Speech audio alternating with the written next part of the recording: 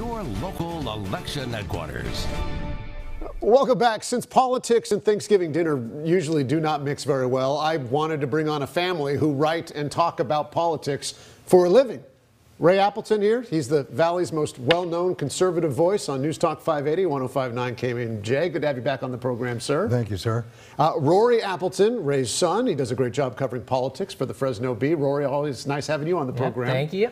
And back on the panel as well is Rory's wife, Alex, who covers education for the Fresno Bee. Thank you so much for being here. Of course, thank you. So all three of you have been on this program multiple times, never together. I had this crazy idea a couple months ago, and I'm so glad that we're doing this and talking about Thanksgiving and politics and sometimes the difficulties that come along with it, because I'm curious. Ray, you talk about politics 3-4 hours a day, nonstop. Yeah. When you're at a Thanksgiving table or just off air in general, do you like talking politics? Is that something that normally comes up? Or Hell no. No? Is it not? Can't stand it.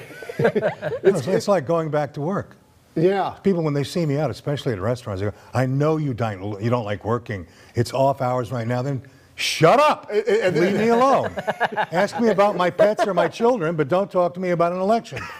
Because, yeah, I know you hate it, but still, I'm still going to ask you about all this stuff anyways. Well, yeah, I mean, that's what you do. I mean, that's what we do. But No, I totally hear you. When people see me about, they're like, hey, what do you think about this? And I'm like, oh, I don't know.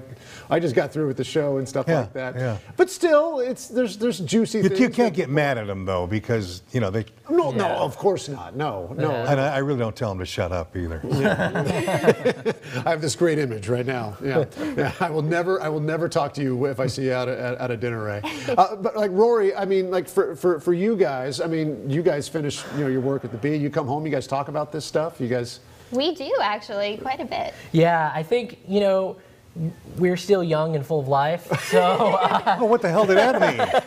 So basically, we get excited. Like I get excited, and I'm coming home, and I'm like, oh my God, did you see Valadeo's down by only 400, or Valadeo's up by only 447 votes or whatever? And we do. Because Alex and I have sort of the same job. We are almost 24 hours a day kind of bouncing stuff off of each other. Sure. And like, oh, do you think this is good? Or do you think story that's a good ideas. story? We're always looking for story we're angles. always talking about it. I go over to their house on the weekends and they're yammering about it. And I'm like, turn it off, and kids. So, he and I don't really talk about that often. Sometimes I'll tell him, I'm working on this great story, and he'll be like, okay. And I'll ask him, how's work going for you? Fine. See, I was kind of hoping that you tell me that you like to poke the bear a little bit. You're like, I know he doesn't like talking about it. I'm just gonna. We talk about it sometimes, just because he's here. He hears a lot of stuff, and I hear a lot of stuff, and it's not always the same stuff. And it's nice to have that to sort of bounce off of a little bit. Yeah. Absolutely. Alex, you chose to enter this family. I did. There wasn't much of a choice here. Yeah. No, really. But when we first got married, we talked about whether I'd change my last name, and Rory warned me, look, if you do this, a good third of your professional life is going to be people asking, hey, are you related to Ray? Yeah. And it's been completely true. It's always like that. Yeah.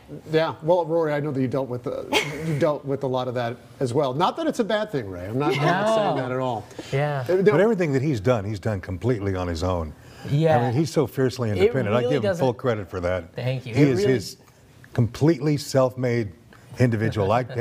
In fact, he blows me away because there are things I know I can help him on, and I'll call him up and I'll go, hey, dude, let me, I'll call up so-and-so in Washington or whatever. He's like, no, let me do this. I'm like, wow.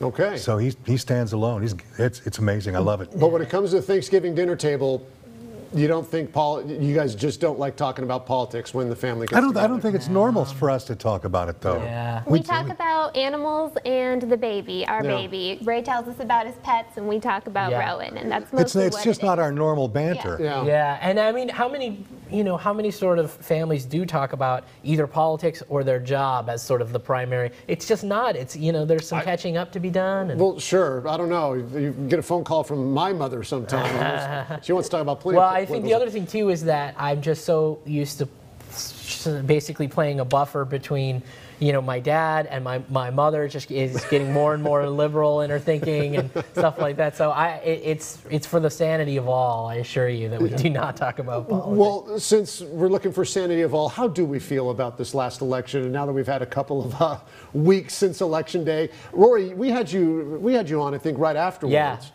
And I feel like it feels different now. Yeah. With what we've seen with the mail-in ballots and the provisionals, and just somebody said blue wave, it's more like a flood as more and more of these ballots keep coming in to be counted. It feels different now than it did when we first talked. Honestly, I think it was 2 weeks ago that I was last on, and it honestly feels like it was a year ago. Wholly different cycle, because things have changed so much. There have been, you know, 4, 5, 6, 7 congressional races in California that have, you know, sort of switched since then. I think one of the things I was reading in the New York Times today, Nate Cohn did a story that basically was talking about how, you know, universally they sort of underestimated how Democrats were going to do in California House races by a pretty wide margin, as I guess they have done in the past. And so it was amazing to sort of see the changes. And obviously the David Valadao and the TJ Cox race is just it's a he was $5,000. Everybody called it. You know, most people have sort of kept it called as they stare, you know, dumbfoundedly as it increases. There's a lot of old tweets being deleted. Yeah, as it just sort of decreases. I mean, we called it. That's something that happened. I mean, I remember my boss calling me and saying, "Are you sure you want to call us?" I said, "You know, it looks like across the board, everybody's saying he's got it. I mean, I'm inclined to follow, and I'll never do that again." Ray, I try to listen as much as I can, actually, but what's been the general reaction from your listeners, the hosts, as we've seen, in particular, this race, Valadao Cox? We still don't know how it's going to end up, but it's gone, obviously. We haven't talked about it that much because we don't know the ending yet. Interesting. Yeah, it's been a non-issue. We're just waiting to see who crosses the finish line. So we haven't talked about it. Yeah. When it comes to the turnout, because really that's what's driving all of this, a lot of young people voting right now, and I'm curious, in covering all the education stuff that you do, Alex, have there been concerted efforts in the last few years to try to get students more civically minded? I know, you know, you see some of these Kimmel bits where they ask people like, "Where's America on the map?" and nobody can point it out. At least that's the bit I've seen. But I mean, is there stuff being taught in schools or discussed? There's a lot of advocacy groups out there who are trying everything they can to get kids to learn about the issues, and to even there's a walk to the vote where everybody gathers around in a specific place and brings their mail-in ballot, and everybody walks to the place to mail it together. And so there's no confusion about, do I need a stamp? How do I send it in? Where do I take this to?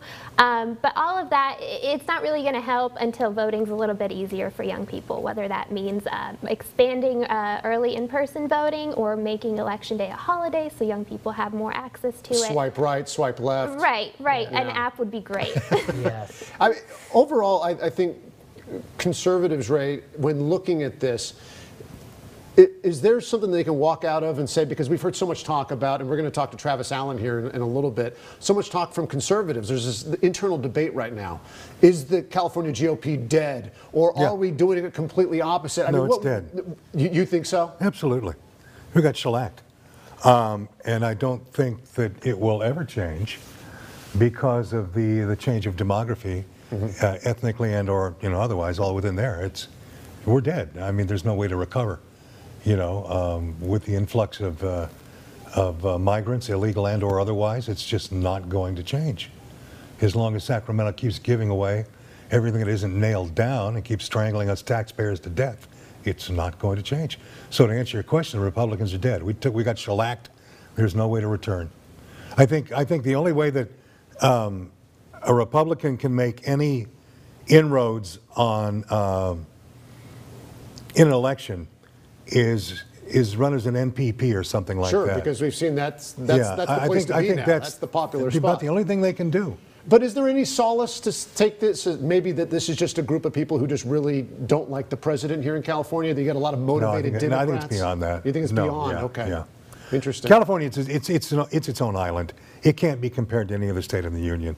Just strictly, again, because of the demography and the ethnic breakdown, and it's just its own beast. We'll tell you what. Here in a few minutes, we're going to bring you guys back, and we're Ray, I want to know what you're thankful for this Thanksgiving, and that goes for you too as well. All right, so stick around. We're going to come on back to the Appleton Thanksgiving dinner table here, but coming up after this. Where's the food? We're working on it. A former candidate for governor now wanting to turn around the fortunes of the California Republican Party. He doesn't think that the California Republican Party is dead. We're going to get to that right after this.